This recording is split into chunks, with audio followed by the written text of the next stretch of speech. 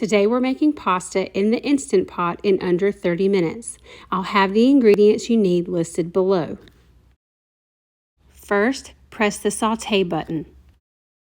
Add 1 pound of ground beef and begin to break apart. Next, add 1 chopped onion.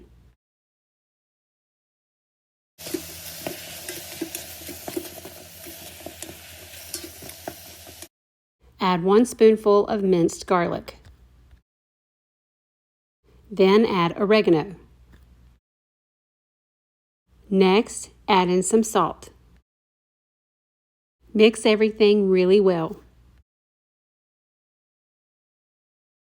Add 1 can of diced tomatoes, 1 jar of your favorite tomato sauce, 2½ cups of water.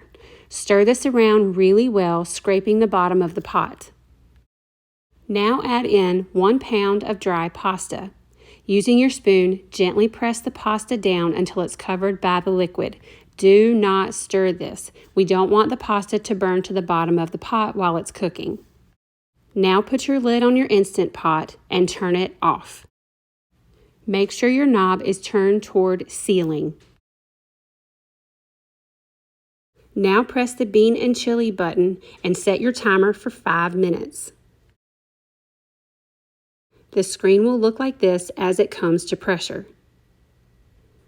As it comes to pressure, the silver knob will pop up. Now your timer will begin to count down. When the 5 minutes are over, your screen will look like this. Grab a long spoon, go up to your knob, and we're going to turn it to vent. Keep your arms and hands away as the steam is very hot. Once all the pressure is gone from the pot, the silver knob will come back down. That's when you know it's safe to take off the lid. Very carefully unscrew your lid and let the steam escape. Keep your face away as you don't want to get burned. Grab a spoon and give this a really good stir.